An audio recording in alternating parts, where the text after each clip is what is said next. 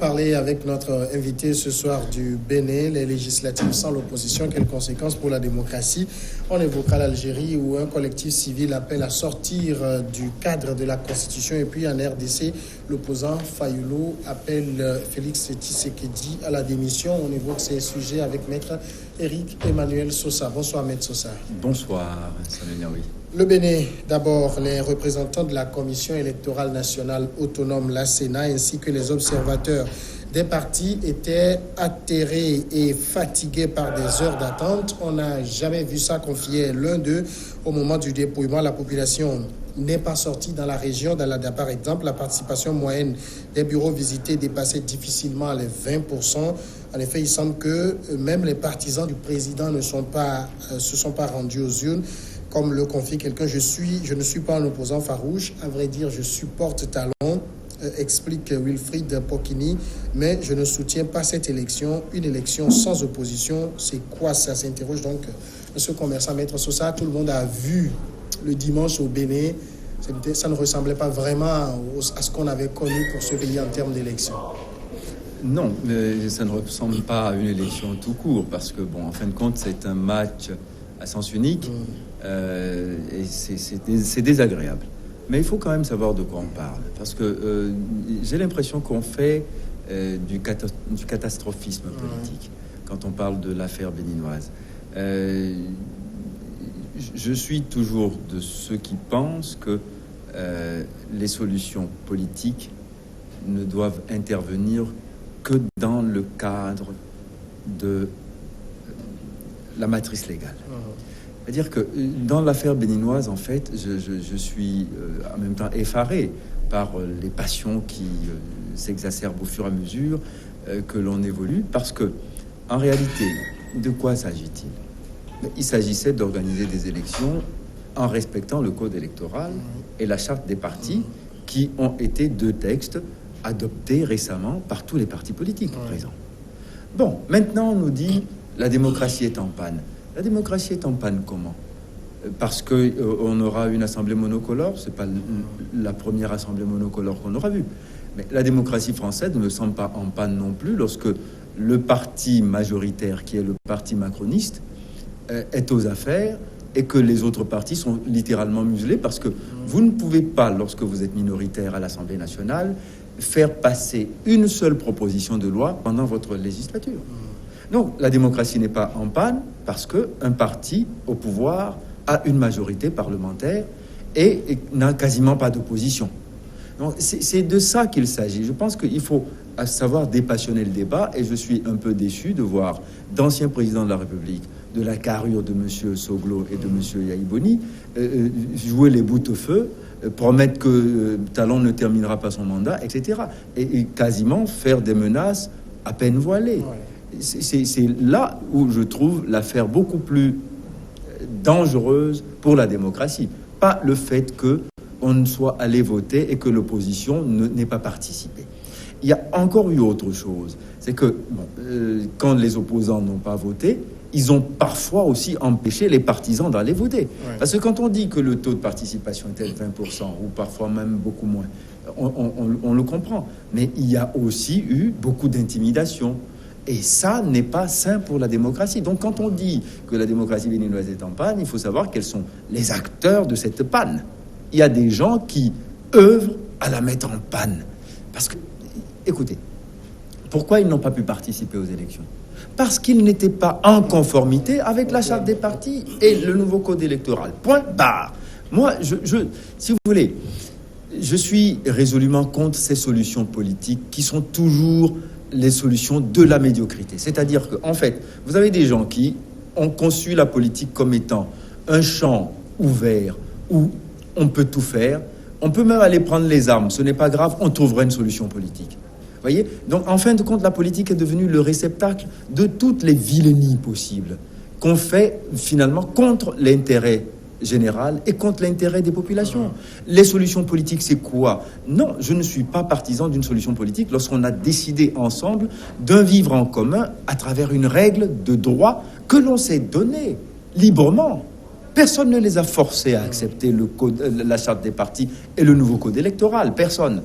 Alors, quand on a voté un code électoral qui a déterminé les conditions d'éligibilité, il faut respecter le code électoral.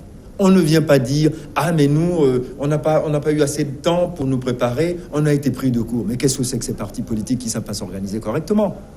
Et maintenant, on nous dit « La démocratie est en danger, elle est en panne parce que les opposants ne sont pas à l'Assemblée nationale. » Mais parfois, ils y sont, mais ils y sont de façon juste anecdotique. Ils y sont pour faire de la figuration. Il faut bien le dire, c'est pas uniquement au Bénin ou au Togo qu'on va voir ça. On voit ça partout, en Afrique et même dans le reste du monde. Tenez, on va aller aux États-Unis. Oui. Vous pensez aujourd'hui que la majorité démocrate à la Chambre des représentants peut faire quelque chose lorsque le Sénat américain est tenu par les républicains? Non. Mais la démocratie américaine n'est pas en danger pour autant. Alors, c'est pour ça que je suis à chaque fois un peu outré et effarouché par le peu de pédagogie que l'on fait quand on présente les choses comme ça. Non, la démocratie béninoise n'est pas en danger. Mais tout ça, vous vous rappelez, avant la mise en œuvre, enfin la mise en application de ces lois, il y a eu un gros débat dans ce pays. Tout le monde criait déjà « Attention, c'est des lois qui risquent d'être exclusives ». Non, qui risquent d'exclure certains partis qui sont en fin de compte des particules politiques. Faut bien dire les choses. Mais là, c'est pas ce qu'on voit. Mais non, même les plus gros morceaux de la politique béninoise qui ne sont pas des enfants de cœur, des partis animés par des hommes chevronnés de la politique, des anciens chefs d'État ont été exclus. Oui, le parti de Goumédi, le PRD, a été exclu. Pourquoi? Il a été exclu par Talon.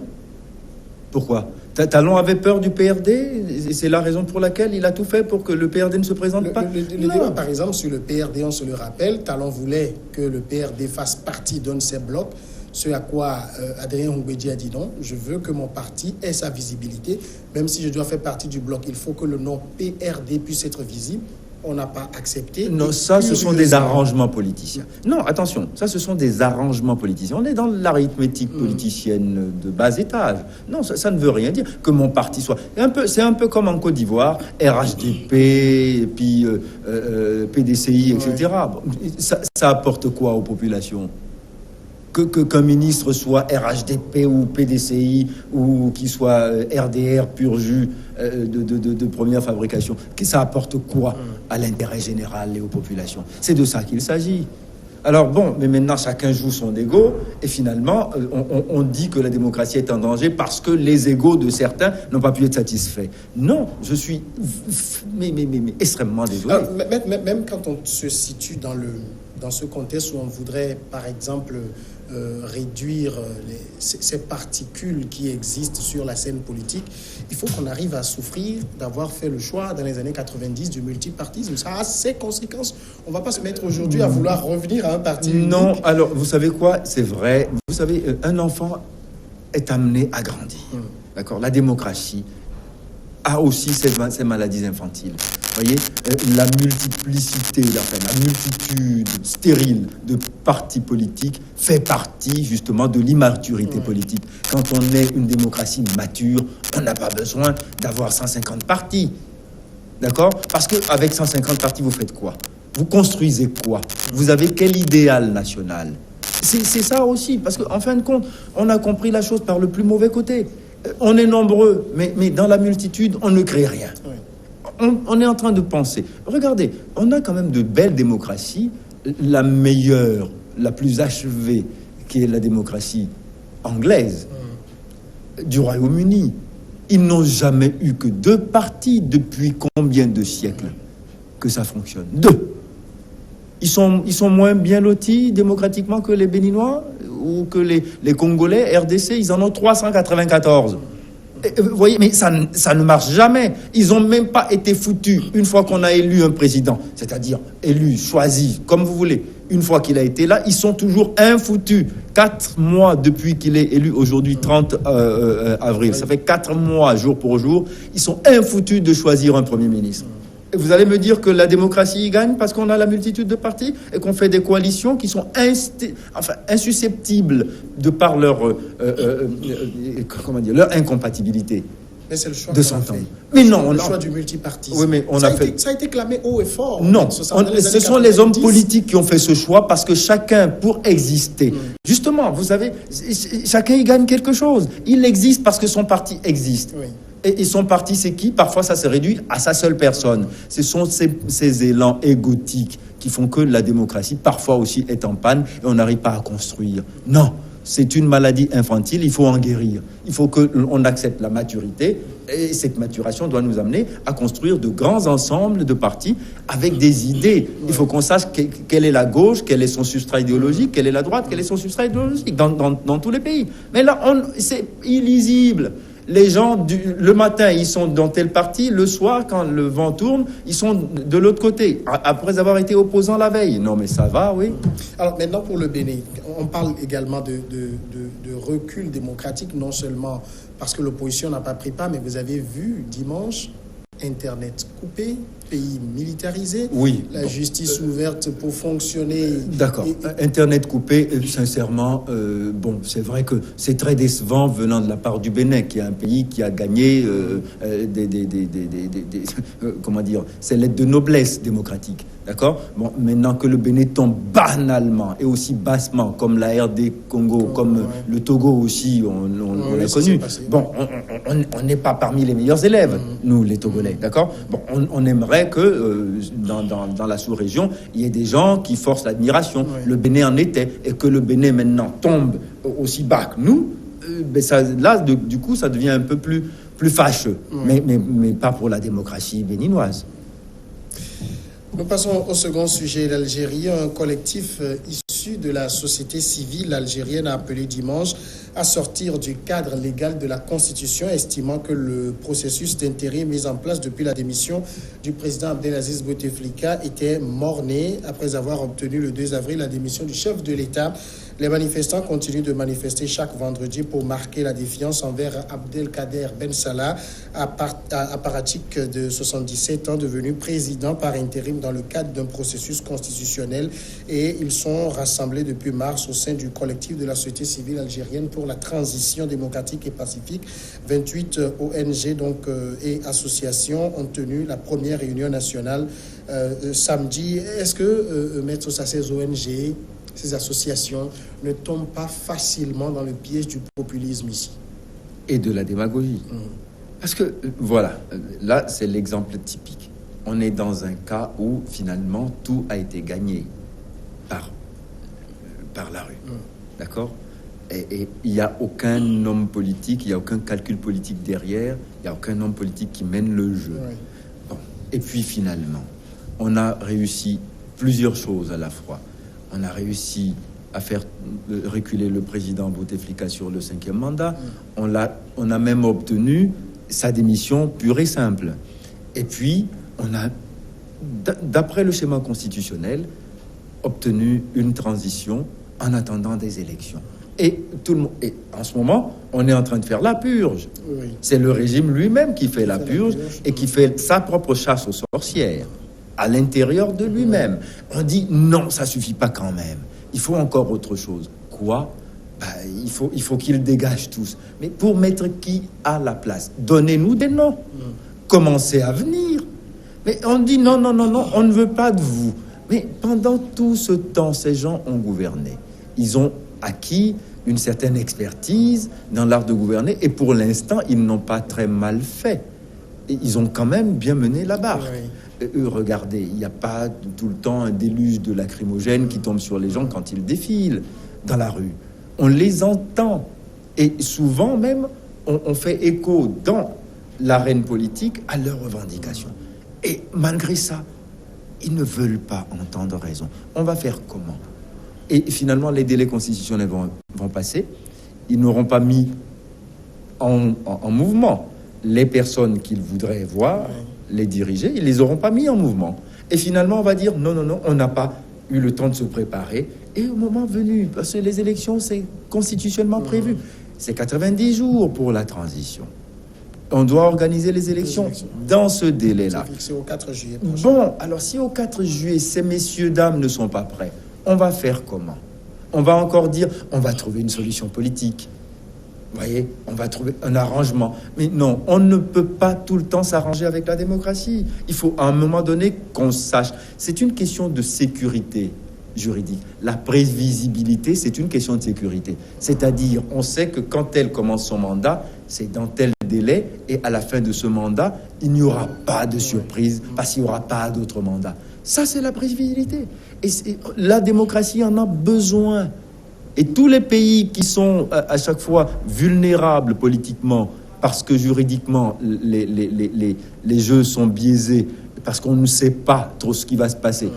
Tenez, par exemple, là, en Côte d'Ivoire, on nous dit, M. Ouattara, d'après la Constitution ancienne, a déjà bouclé 2 mandats, mais maintenant, il a le droit à un 3e mandat s'il veut. Et il ne dit pas encore s'il va vouloir ou pas.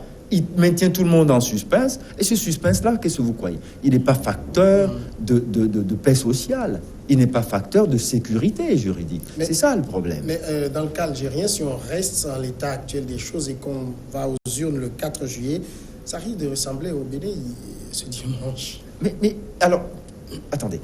À ce moment-là qu'il se prépare. Les élections, c'était prévu avant pour se dérouler. C'était le 28 avril. Hein. C'était dimanche dernier que ça aurait dû se dérouler en avril. Si Bouteflika était candidat ou... Bon, alors Bouteflika n'est pas candidat. Donc il n'y avait aucun candidat en face. Il n'y aurait eu aucun candidat en face. Et il n'y a personne qui a envie d'y aller. Ali Benflis, bon, ok, d'accord. Mais non, bon, ok, Abati Madani, il est décédé. Bon, mais ils n'ont pas de personnel dans leur parti. Mais c'est ça aussi le problème. Pourquoi l'opposition ne s'affirme pas ici, ne reprend pas en main les choses? Eh bien, c'est à moi que vous posez la question. Je suis en train de dire que ces gens sont toujours en train de faire le mauvais jeu. Ils sont toujours irresponsables quand il faut être présent et occuper justement l'espace du débat politique. Et vous voyez, vous comprenez ce que je dis? C'est ça, c'est la même chose. Cette espèce d'inefficacité. On est dans le verbiage seulement, on prend la rue en otage, on a quelques supporters, et ça devient, vous voyez, la foire d'empoigne, quoi. C'est des fiers à bras qui passent et qui se font applaudir par leurs militants, et puis c'est tout. Ils sont contents de ça. Mais c'est aussi le tort quand on laisse la rue prendre le pouvoir. Mais qui a laissé la rue prendre le pouvoir? La rue a pris le pouvoir d'elle-même. Dans le cas algérien. Oui, mais on ne l'a pas laissé. Donc, vous voyez... Attention, le fauteuil présidentiel, il a un propriétaire. C'est quelqu'un qui l'a dit. C'est le peuple. Bon, mais seulement, je dis toujours le peuple. Il faut savoir le distinguer pour savoir qui et qu'est-ce qu'il dit. Qui est le peuple et qu'est-ce qu'il dit. Parce que on a très vite fait, dès qu'il y a un amassement dans la rue, de dire le peuple a parlé parce qu'une partie de la rue a parlé. Les rues d'Alger ne valent pas celles de Blida ni celles de Tlemcen. Mais bon, aujourd'hui, il y a une grande unanimité dans les populations algériennes et on peut se féliciter de cette unanimité. C'est pas uniquement Alger qui mène la danse, mais quand même, faut être sérieux 2 secondes, que les hommes politiques prennent leurs responsabilités et qu'ils prennent les choses en charge, qu'ils récupèrent la revendication populaire et qu'ils en fassent un mot d'ordre politique qui peut être débattable. C'est de ça qu'il s'agit. Le dernier sujet, c'est la République démocratique du Congo. L'opposant Martin Fayoulou, qui conteste la victoire du président Félix Tshisekedi, a appelé dimanche à la démission de ce dernier lors d'un meeting à Kinshasa. Cette fois-ci, nous sommes rentrés pour demander et obtenir la démission de Félix Tshisekedi. Il a fait la honte, il a vendu le pays, a déclaré M. Fayoulou devant plusieurs milliers de ses partisans en présence des forces de l'ordre. N'attendez plus un mot d'ordre, vous, peuple, vous êtes plus fort que n'importe quelle armée au monde. Au Soudan et en Algérie, le peuple a obtenu le départ des dirigeants. Ici, on doit faire la même chose contre Kabila et Tshisekedi. Finalement, M. Martin Fayoulou ne désarme pas. Non, il est admirable dans sa ténacité. Mais je prends ça pour un baroud d'honneur, parce que demander la démission de Tshisekedi, au nom de quoi? Et si Tshisekedi démissionne, ça ne fait pas de lui le président de facto. Donc non, je pense que là aussi, on est en face d'une posture un peu démagogique. qui sied quand on est un candidat malheureux et conduit de la manière dont il l'a été, parce que on n'a pas besoin d'être grand clerc, ni même d'avoir quelques affinités que ce soit pour l'opposition congolaise pour considérer que dans cette affaire-là, c'est à lui qu'on a volé le pouvoir, clairement, et les élections. Bon, tout le monde est d'accord dessus. Maintenant, les Congolais sont passés à autre chose.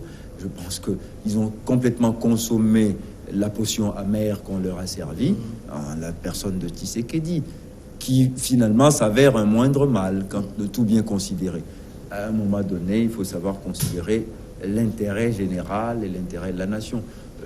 Monsieur Fayoulou, tout seul, aujourd'hui, si on lui confiait le pouvoir, je ne suis pas sûr qu'il réglerait tous les problèmes de la RDC. Il aura fortement besoin de l'appui de tous les autres politiciens à qui il fait aujourd'hui la bagarre. Donc bon,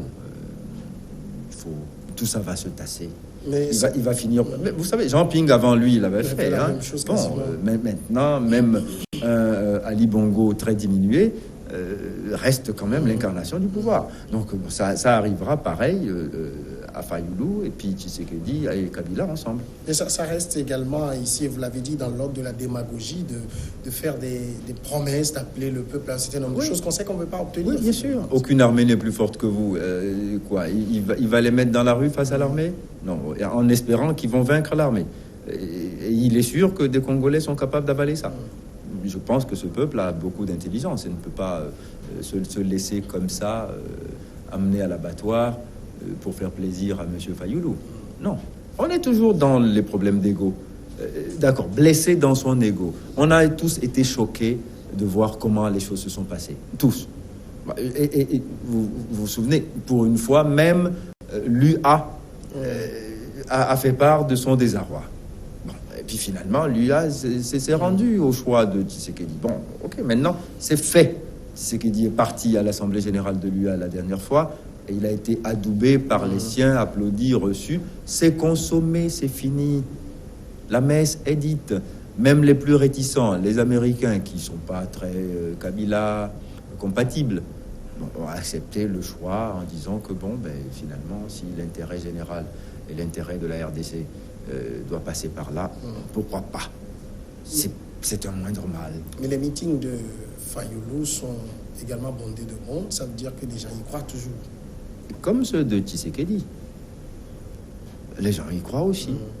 Donc, vous voyez, c'est toujours ça. Les gens croient en Fayoulou, les gens croient en Tshisekedi. Et si Kabila sort dans la rue, je suis sûr que des gens vont encore l'acclamer. Vous voyez? Certains disent que c'est vraiment le champion, l'homme de paix, parce qu'il a réussi à 47 ans. Tshisekedi? Non, je parle de Kabila. Kabila, oui, il a 47 ans. À 47 ans, à moins de 50 ans, à se retirer sagement, alors que d'autres s'accrochent. Il aurait pu aussi trouver les artifices et faire les combinations pour s'accrocher. Mais il est parti, et puis finalement, il s'est arrangé pour trouver un opposant qui était très virulent au départ, complètement se l'affilier, et puis finalement lui confier les rênes du pouvoir en partant, mais en restant quand même. Je trouve ça admirable de génie politique. Je dis pas bravo, mais on est obligé de dire que dans le cas Kabila, il y a eu quand même quelque chose d'un peu génial. Ouais. Maître Sosa, merci d'avoir répondu aux questions. Ça fait plaisir. La pause, le journal, et on revient.